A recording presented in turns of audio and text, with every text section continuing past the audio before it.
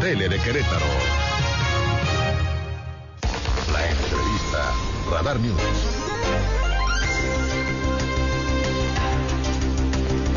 Bueno, muy amable, gracias. Las 7:49 de la mañana. Gracias por seguir con nosotros aquí en Radar News en esta primera emisión. Como cada 15 días nos hace favor de acompañarnos en esta mesa de trabajo, y le agradezco mucho a la diputada Betty Marmolejo que nos haga favor de platicar para ir aprendiendo y conociendo los detalles de lo que tiene que ver con los derechos humanos, y en esta ocasión para hablar de los derechos humanos de los niños, de las niñas y de los adolescentes, que obviamente también se convierte en una referencia importante para entender el entramado jurídico de lo que significa justamente esa visión que deben tener los estados, el Estado como un conjunto también de una organización social y política institucional, para atender justamente esta realidad que se vive hoy por hoy, específicamente para Querétaro. Mi querida Betty Marmolejo, ¿cómo estás? Buenos días. Bien, Aurelio, muy contenta, muchas gracias nuevamente por este espacio, por esta oportunidad, y pues en el marco del Día de las Niñas y de los Niños queremos hablar de este principio jurídico que es muy amplio,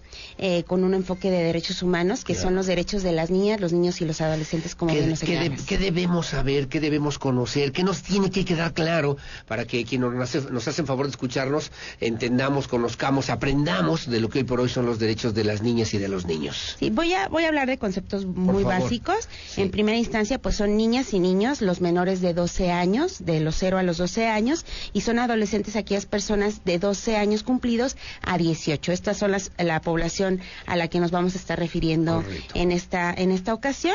Y bueno, los derechos de las niñas, niños y adolescentes están previstos en diferentes instrumentos jurídicos. Estamos hablando de la Convención de los Derechos del Niño, sí, que es un documento que pues está ratificado por nuestro país y que tiene armonizada la Constitución Política de los Estados Unidos Mexicanos en el artículo 4. Sí. También tenemos la Ley General de Niñas, Niños y Adolescentes en lo que es nuestro país y en cada una de las entidades federativas. En 2014 tuve la oportunidad de ser la autora de la Ley Estatal de los Derechos de las Niñas, Niños y Adolescentes del Estado de Querétaro, sí, que está vigente en nuestro estado.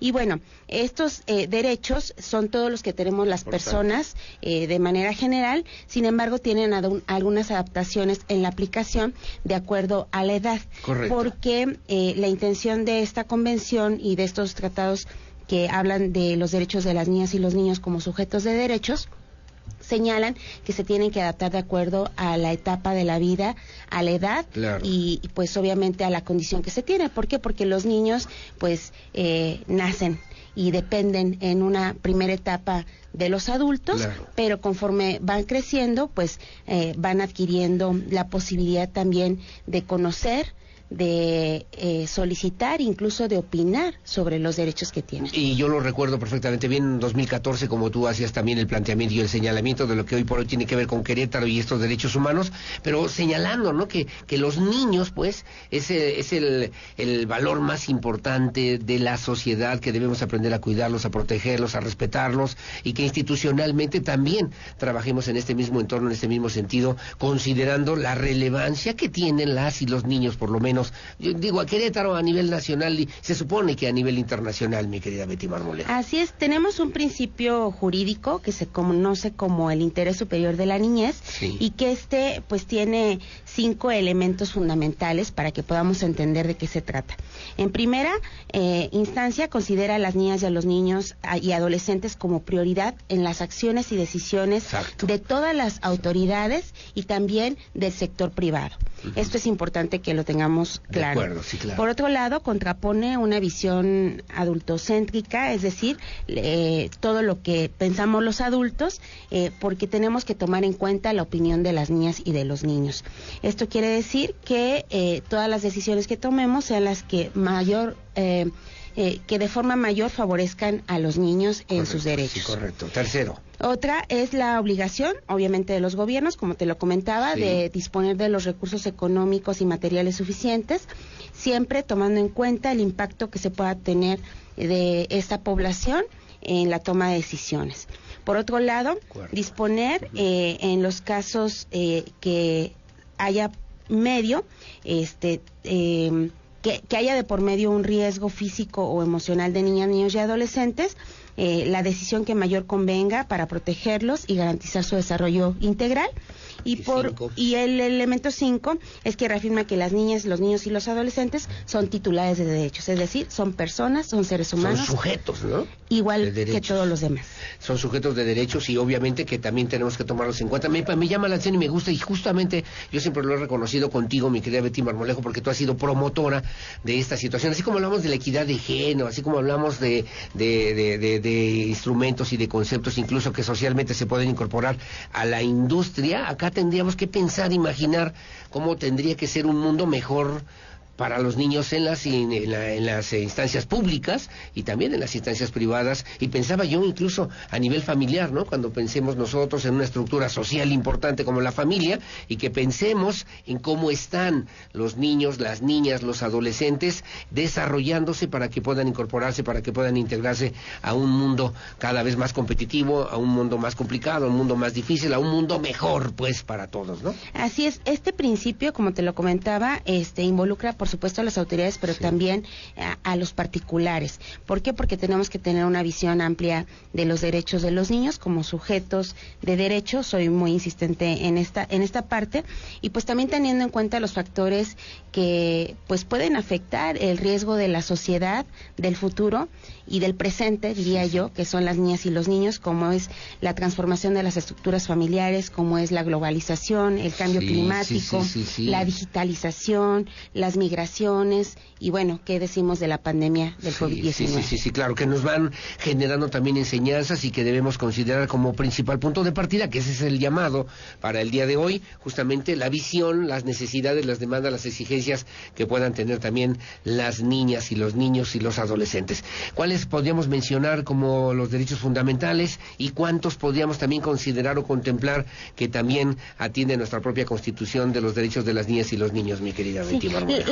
La ley de niñas, niños y adolescentes, la ley general, señala 18, pero es muy clara en que esta enunciación no es limitativa, es decir, los derechos se pueden ir adaptando de acuerdo a las condiciones y a las circunstancias que vayamos viviendo, y son todos los que tenemos, todas las personas que se adaptan a la edad de los niños. Y estamos hablando del derecho a la vida, la supervivencia y el desarrollo, el derecho a ser prioridad, el derecho a la identidad, el derecho a vivir en una familia, el derecho a la igualdad, el derecho a no ser discriminados, el derecho a vivir en condiciones de sano desarrollo integral, el derecho a una vida libre de violencia y a la integridad personal, el derecho a la protección de la salud y la seguridad social, el derecho a la inclusión de niñas, niños y adolescentes con discapacidad, el derecho a la educación, el derecho al descanso y al esparcimiento, el derecho a la libertad de convicciones éticas, pensamiento, conciencia, religión y cultura,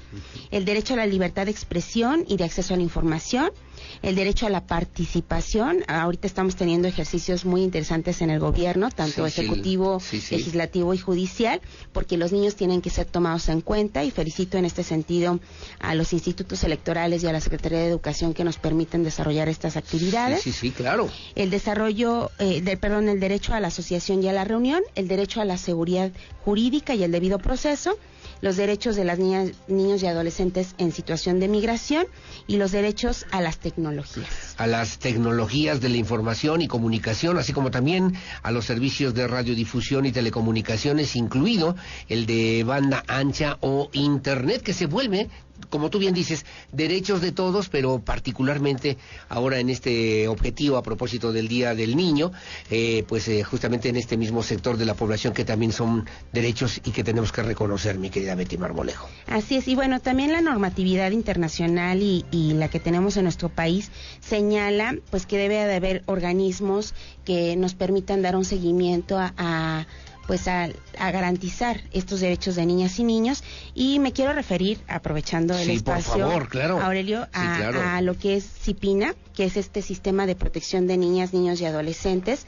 que esta semana, desafortunadamente, la coincidencia, pues se encuentra en riesgo, porque el Ejecutivo Federal envió una iniciativa al Congreso de la Unión hablando de reformas administrativas y de alguna economía presupuestal en la que está buscando desaparecer 18, ¿no? 18 organismos en los que la participación ciudadana es la clave. Entonces esto atenta contra el Estado democrático y bueno, hablando de las niñas, niños y adolescentes en específico, el CIPINA es un organismo reconocido a nivel internacional, es un mandato de acuerdo a las obligaciones que tiene México, de acuerdo a los tratados que ha firmado a nivel internacional y bueno, hacemos un llamado por supuesto al Congreso de la Unión a que rechace este tipo de iniciativas. Pero sería violatorio de los derechos fundamentales, sustanciales de las y los niños. Sí, porque todos los derechos tienen que tener un órgano que le dé seguimiento al cumplimiento y en este sentido, nos quedaríamos sin el organismo operante o el supervisor. Es que es demasiada burocracia, dice el presidente. Pues eso señala él, pero no hay un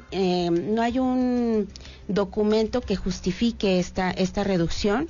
Estos organismos, los quiero mencionar porque son los que están en riesgo, CIPINA, el INJUVE, que es el Instituto Mexicano de la Juventud, el Instituto Nacional de las Personas Adultas Mayores, INAPAM, la Comisión Mexicana para la Ayuda a Refugiados, COMAR, el Consejo Nacional para el Desarrollo y la Inclusión de las Personas con Discapacidad, CONADIS, el Instituto Nacional para la Economía Social, INAES, el Instituto Nacional para las Lenguas Indígenas, INALI, la Dirección General de Educación Indígena, Intercultural y Bilingüe, la Secretaría del Sistema Nacional Anticorrupción, el Instituto Nacional de Ecología y Cambio Climático, entre otros. Todos son órganos en los que puede participar la ciudadanía de forma directa, en las que tiene voz para generar ese equilibrio con la autoridad y con una justificación presupuestal que también debiese tener el cumplimiento de expedientes que lo elementen, porque así lo señala la ley del presupuesto a nivel federal.